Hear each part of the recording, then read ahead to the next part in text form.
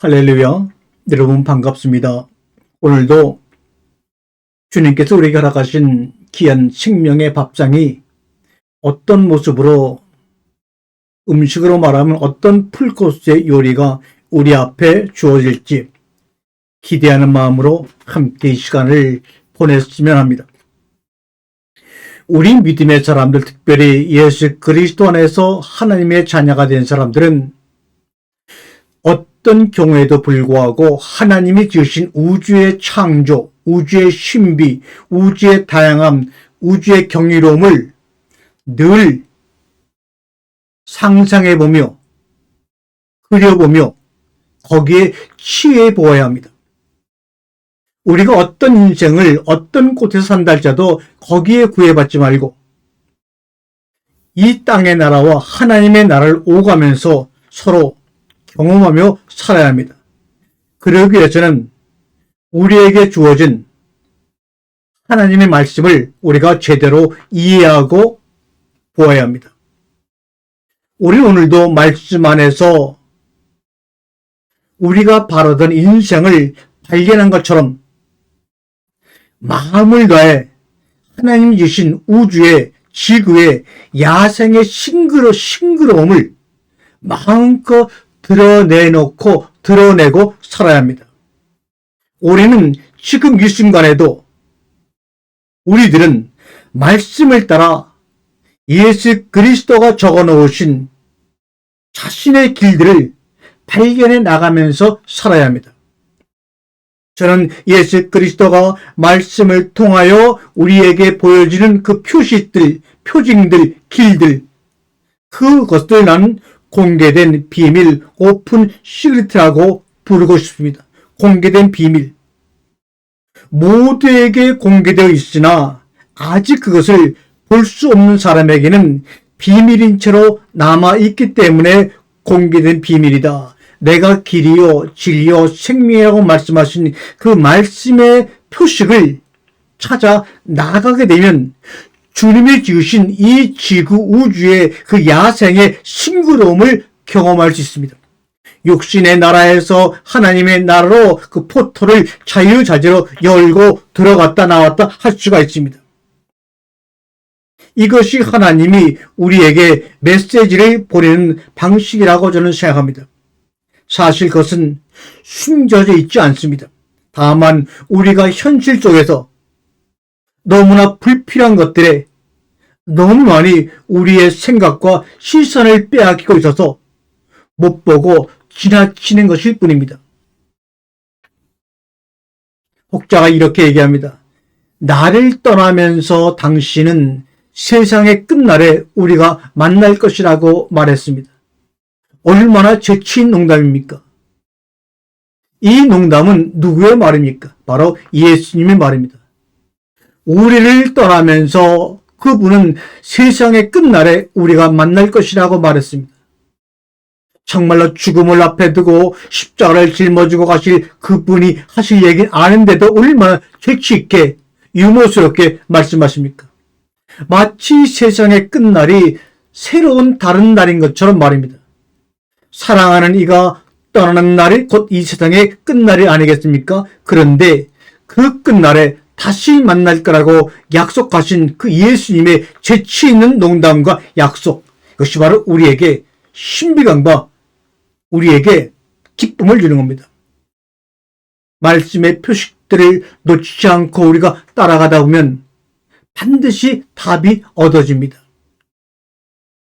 그 경우에는 세속적인 성공에 관계없이 우리에게 주어진 결과가 다 만족스러워집니다. 오히려 머리로 만든 계획이 정작 내가 살아야 할 삶을 방해할 때가 더 많이 있죠. 크나큰 계획은 언제나 나의 의지나 계획을 넘어서 갑니다. 그래서 시인 루미는 이렇게 말합니다. 그대가 사랑하는 것이 그대를 끌어당길 것이다. 그것을 말없이 따라가라. 그대는 길을 잃지 않을 것이라고 말합니다. 사랑하는 성도 여러분, 하나님이 배치해 두신 말씀의 표식들에 여러분 귀를 기울이십시오. 그러면 길을 발견할 것입니다. 나무에 새겨진 표시를 따라 방향을 정하듯 불분명하게 뒤엉킨 삶의 미로 속에서도 길을 잃지 않을 것입니다. 일상 속 어디에나 타인과의 대화나 꿈속에도 삶의 방향을 가리키는 작은 표지판들이 있습니다. 모두가 다 그것을 발견하는 것은 아닙니다. 우리가 찾는 것이 사실은 우리를 찾고 있습니다. 말씀의 표식들을 발견하지 못하고 이미 길들을 지나쳐 왔다면 여러분 잠시 한적한 숲에 어느 나무 아래서 눈을 감고 한번 뒤돌아보시기 바랍니다. 당신이 여행한 어느 골목, 어느 지점에선간 당신의 시선을 붙잡으려고 기다리던 어떤 말씀이 떠오를지도 모릅니다. 당신의 삶을 변화시켰을지도 모를 무심코 나는 대화 속의 한 단어, 우연히 넘긴 성경책의 한 구절이, 우연히 들은 성경의 한 말씀이 당신에게 말을 걸어왔을 때가 기억이 날 겁니다.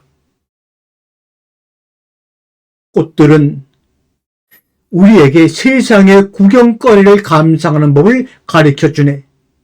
모든 색깔을 알아차리려면 눈을 뜨고 있어야 한다고. 주님이 말씀합니다. 깨어있으라. 나와 잠시도 깨어있을 수 없느냐. 눈을 떠야지만 합니다. 낱날의 삶 속에서 말씀의 표식들을 발견하는 것이 바로 영성이라고 하는 것입니다. 여러 가지 일들을 겪으며 말씀의 표식들을 따라가면 언젠가는 해답에 이르고 맙니다. 포기하지 마세요. 절망하지 마세요.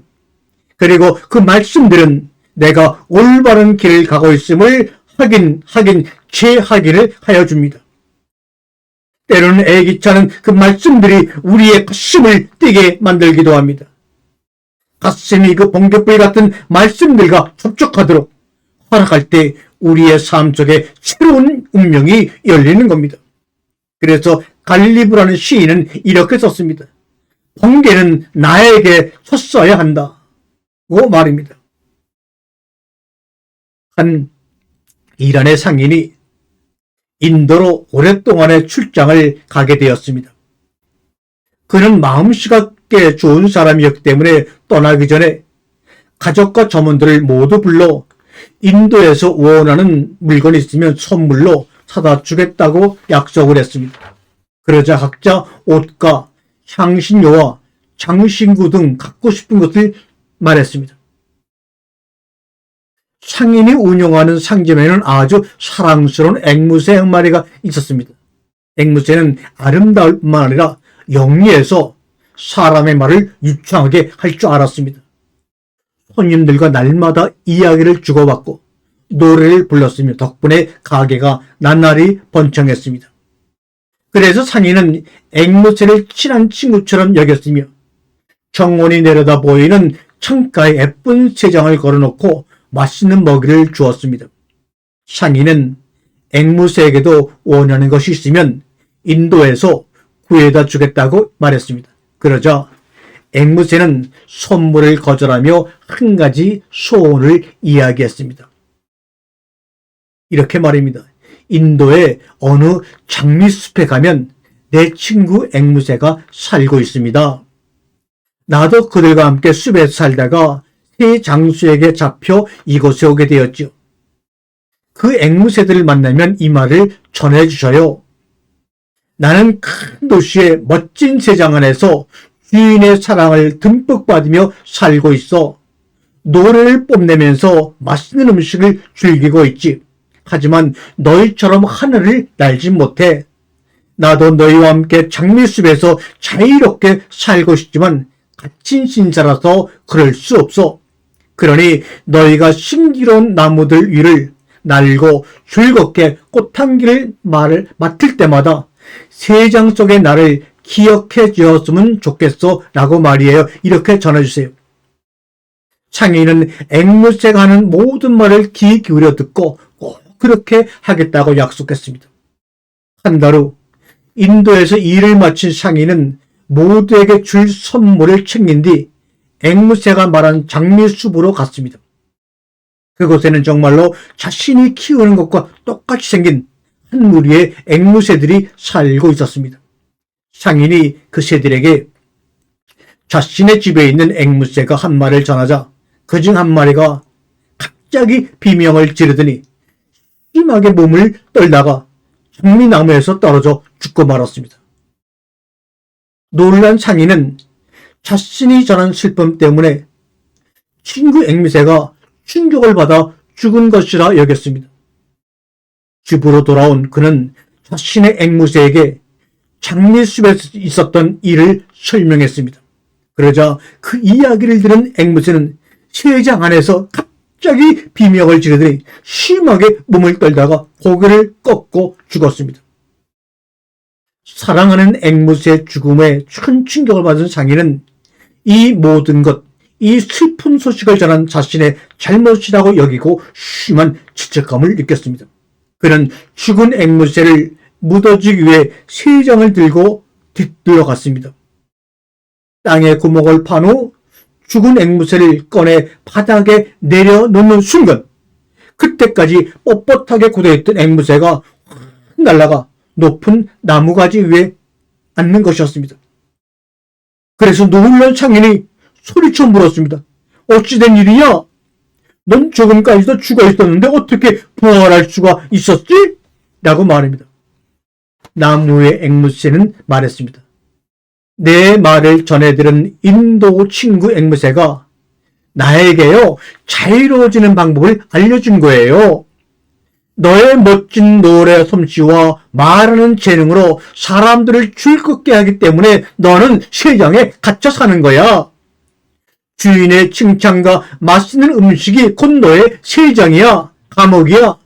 그것들을 포기해야만 넌 자유로워질 수 있어 라고 말이에요. 상인이 앵무새에게 그 말을 듣고 말했습니다. 신의 가호 아래 내가 원하는 곳으로 평화롭게 가도록 해. 너는 나에게도 내가 가야만 할 곳을 오늘 보여주었어. 그 멋진 여행을 위해 나도 준비를 해야겠어. 얼마나 멋진 이야기입니까? 어느새 우리는 세상 안의 안락함에 취해서 푸른 하늘의 기억조차 잊어버리고 있는 것은 아닌지요. 어느새 아담과 이브는 무엇도 부족함이 없는 에덴 울타리 안에 안락함에 취해 하나님이 주신 온 우주의 푸른 공간을 잊어먹고 있었기 때문에 그들을 에덴 동산 바깥으로 내쫓은 것은 아닌지요. 저 멀리 보이는 하늘을 자유롭게 날아본 적이 있는지 되돌아보게 하는 이야기를 끝으로 오늘 말씀을 마치겠습니다. 아멘.